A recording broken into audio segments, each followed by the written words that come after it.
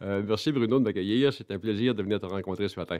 Bon, alors là, on a reçu ben, en tout cas, publiquement, on a reçu une douche froide vendredi dernier, la semaine dernière, alors qu'on a appris que le comité qui recevait les pétitions avait rejeté la pétition qui avait été montée là, vraiment au, au- au- à la sueur et au sang des Amoskois et des Abitibiens durant la période des fêtes. Oui, c'est ça. Alors, effectivement, c'était comme une douche froide qu'on a reçue. Par contre, après avoir analysé ce qui s'est passé, on s'est rendu compte qu'il y avait peut-être des raisons sous-jacentes à cette situation-là. Euh, Nous avons questionné la commission santé à ce sujet-là. On a questionné aussi la députée.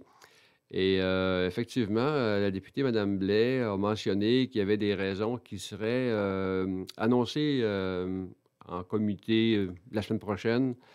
Le comité est formé là, de la MRC, du SADC, du CLD, en fait, tous les organismes de développement. Elle va expliquer les raisons qui ont justifié le refus. Donc, elle a convoqué un tas de comités de développement régionaux ou locaux. Oui, en fait, c'est la Chambre de commerce qui a pris l'initiative d'inviter Mme Blais à venir s'expliquer. Alors, elle a saisi l'occasion de le faire. Et je pense que c'est une très bonne chose de savoir précisément ce qui se passe. Moi, je pourrais vous dire que la semaine dernière, on a entendu dire que la Société québécoise des infrastructures a demandé à ce qu'il y ait une étude de sismique de fait avant d'entreprendre les travaux. Alors, l'étude sismique, on s'est dit, bien, écoute, là, il y a quelqu'un qui met du sable dans l'engrenage, qui veut retarder le dossier ou on se posait la question. Alors, j'ai questionné aussi le CISAT et le Mhm. CISAT nous dit qu'ils vont tenter d'éviter qu'il y ait cette étude-là qui soit faite.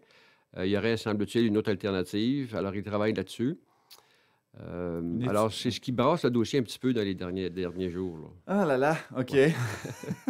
Maintenant, je trouve que l'idée de demander une étude sismique vient confirmer l'intérêt du gouvernement à faire le projet. Ouais, on peut voir ça positivement de cette façon-là. Ben, c'est ça peut expliquer un petit peu la situation.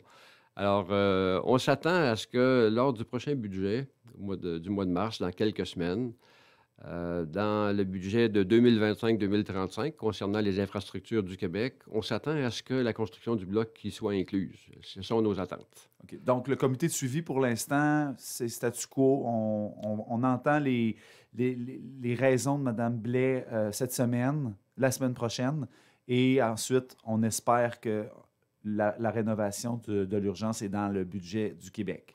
C'est ce qu'on souhaite, c'est ce qu'on espère, mais je vous dirais que le comité, lui, n'a pas cessé de travailler. Alors, malgré ces informations-là, nous, on ne prend pas de chance et on continue à demander à certaines entreprises d'écrire des lettres de soutien au ministre.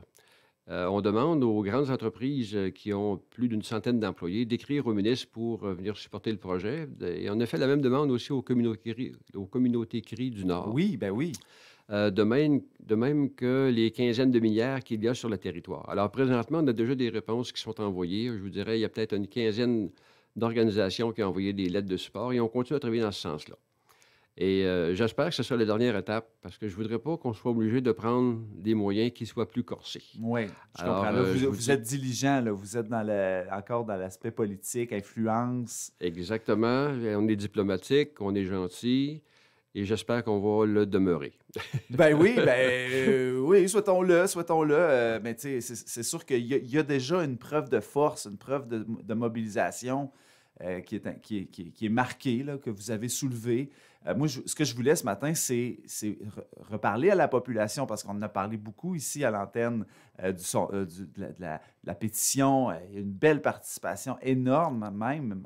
Est-ce que ça vous a satisfait la participation au niveau de la pétition? Très satisfait de la pétition pour quelques raisons. D'abord, cette pétition-là a permis de transmettre beaucoup d'informations à la population Mhm. sur un sujet que les gens ne connaissent pas, qui sont le centre chirurgical régional. Alors, on se dit, ben écoute, des chirurgies, il y en a partout dans la région, mais ici, à Amos, il y a des spécialités et ça, c'est particulier. Alors, je pense qu'on a conscientisé la population sur ce sujet-là, qui démontre l'importance. Alors, il y a un aspect éducation qui a été fait avec la pétition. Et là, maintenant, comme le sujet est rendu sur la place publique, il y a beaucoup d'intérêt des citoyens qui suivent le dossier.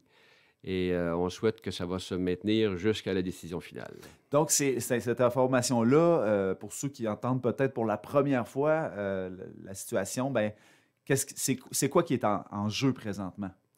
Bon, alors définitivement, c'est les services de chirurgie régionale qui sont ici à Amos qui sont en danger, dans le sens que les médecins en place vont éventuellement prendre une retraite.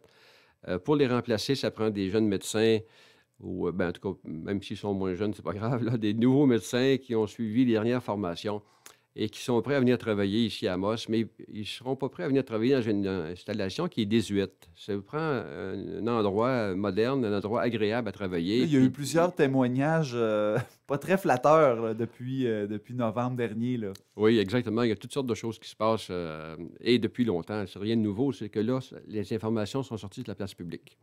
Alors, l'objectif, c'est d'avoir un lieu de travail, mais aussi des équipements modernes, comme par exemple, à titre d'exemple, actuellement, les médecins suivent des formations. Et dans la formation, ils apprennent à utiliser des robots comme assistants à leur chirurgie. Présentement, ici à Amos, on n'a pas d'espace pour pouvoir accueillir de robots.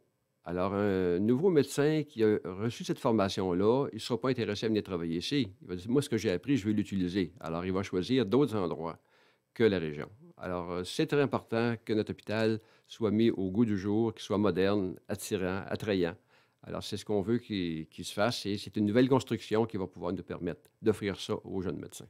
Ben, merci beaucoup, M. François Lemire, porte-parole du comité de suivi de l'hôpital d'Amos, d'être venu nous voir ce matin, encore une fois, faire le point. Puis on devrait se revoir dans pas très longtemps Ah, je le souhaite ardemment, Bruno. Merci. pour les bonnes nouvelles. Oui, c'est ça.